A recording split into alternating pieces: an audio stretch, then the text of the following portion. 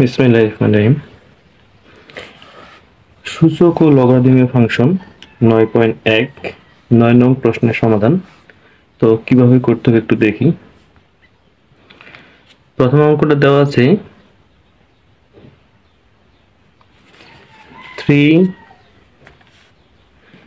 To the power 2x plus 2 plus 27 to the power x plus 1 equal to 36। আচ্ছা, তো প্রথমে আমাদের যে কাজটা করতে হবে, এখানে একটু খেয়াল রাখতে হবে। এখানে এই যে 3 এর পাওয়ার 2x প্লাস 2 আছে, পাওয়ারটা আমরা ভেঙে দেব। ভেঙে দেওয়ার পরে যে কাজটা করব, এই যে 3 এর পাওয়ার কত আছে 2x আর 3 এর পাওয়ার 2 ভেঙে দিচ্ছি। ভেঙে দেওয়ার পরে এই xটা নিচে ভিতরে, 2টা নিচে বাইরে, এই 3x বানাইছি।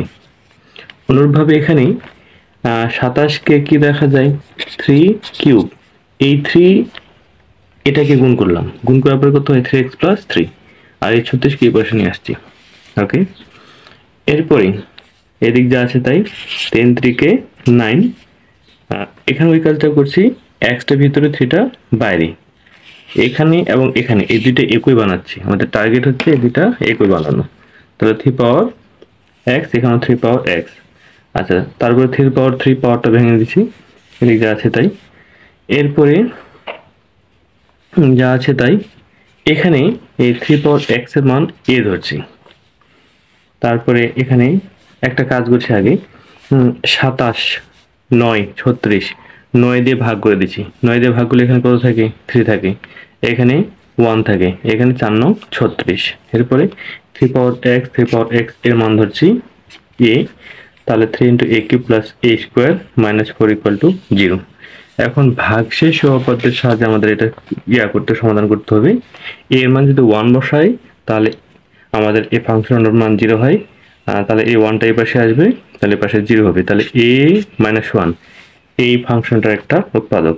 আমাদের জেনারেল গণিতে 3.4 অধ্যায়ের যে টাইপের অঙ্ক, ওই টাইপের আমাদের এই সমাধানটা। তো এটা ব্যালেন্সটা করি। আমাদের কিউব 3 আছে, এখানে 3 নিতে হবে, এখানে a স্কোয়ার নিতে হবে, তাহলে কত হবে 3a কিউব। তারপরে এটা দিয়ে এটা গুণ করলে কত হবে মাইনাস 3a স্কোয়ার। তো এখানে আমাদের কি মিলাইতে হবে 4, এখানে আছে 1, এখানে আছে 3, তার মানে কি 4 নিতে হবে, 4a, তাহলে প্লাস 4a স্কোয়ার। এরপরে এটা গুণ করলে কত হবে মাইনাস 4a। আচ্ছা, আমাদের 4 এখানে নাই, তাহলে এটাকে ভ্যানিশ করতে হলে কত নিতে হবে প্লাস 4 নিতে হবে, তাহলে প্লাস 4a মাইনাস 4 ব্যালেন্স হয়ে গেছে। তারপর এখানে আমাদের a minus 1 a minus 1 a minus 1, এই a মাইনাস 1 নিচে এখানে, এখানে থেকে 3a স্কোয়ার, এখান থেকে 4a, এখান থেকে 4। এরপরে আমরা জানি দুইটা রাশি গুণফল 0 হলে তাদের আলাদাভাবে 0 লেখা যাবে, তাহলে এটা ইকুয়াল টু 0, এটা ইকুয়াল টু 0। আচ্ছা, এখানে যদি ভগ্নাংশ আসবে এর মান, অতএব এটা থেকে আমরা এর মানটা বের করব না, এটা নট ইকুয়াল টু 0, তাহলে এর মান এখানে পেলাম 1। এখন এই যে এর জায়গায় 3 পাওয়ার x, এখানে যে আমরা ধরছিলাম মান বসাই দিছি। আর আমরা জানি 1 থাকলে সুবিধা কি, এখানে ভিত্তি যত হয় তত ভিত্তি লিখব এবং তার পাওয়ার দেব 0। আমরা জানি কোনো কিছুর পাওয়ার 0 হলে তার মান 1, তাহলে ভিত্তি সমান হলে পাওয়ার সমান, তাহলে x ইকুয়াল টু 0 অ্যান্সার। প্রধানটা কি বলতেছি 5 পাওয়ার x plus 3 power y equal to 8 দেওয়া আছে, এটা দেওয়া আছে। তো প্রথমে আমাদের 2 নং সমীকরণের কাজ করতে হবে। পাওয়ারটা ভেঙে দিচ্ছি, পাওয়ার ভাঙলে কত হবে 5 পাওয়ার x, এখানে 5 পাওয়ার 5 ইনভার্স 1, এখানে 3 পাওয়ার y, আর এখানে 3 ইনভার্স 1 ইকুয়াল টু 2। আমরা জানি কোনো কিছু ইনভার্স থাকলে সেটা নিচে নেমে যাবে, ইনভার্স থাকলে নিচে নেমে যাবে।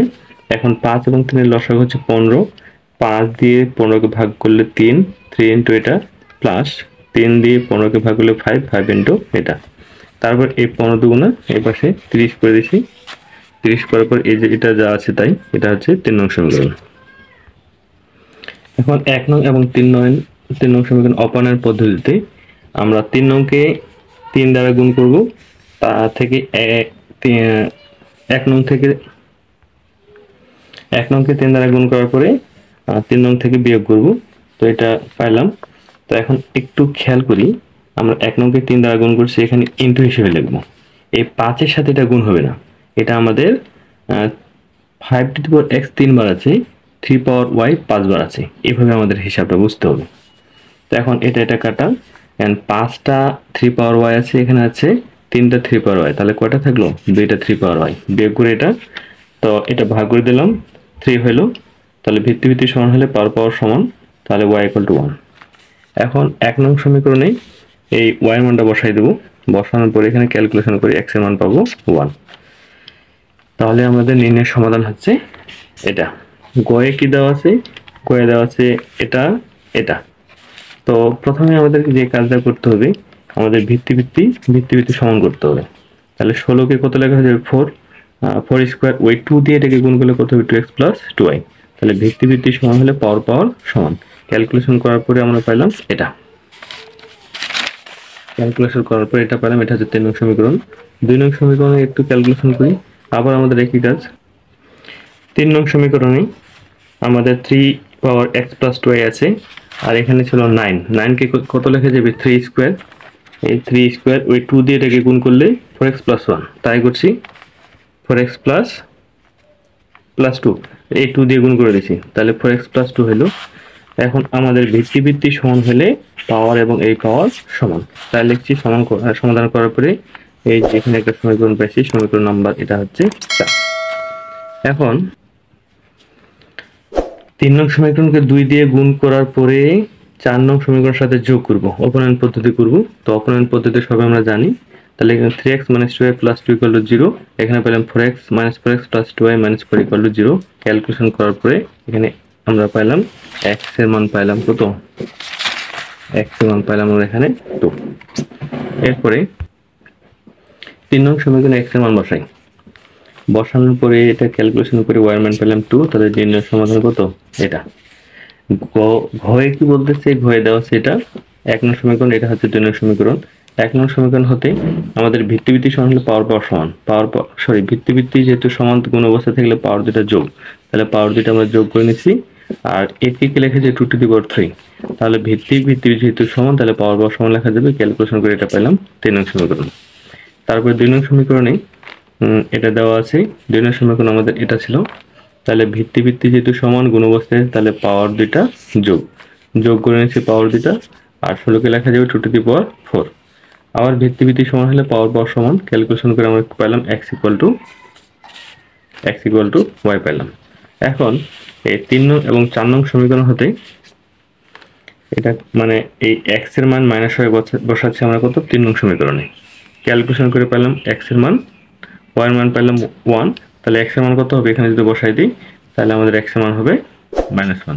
তাহলে নির্ণয়ের সমাধান এটা।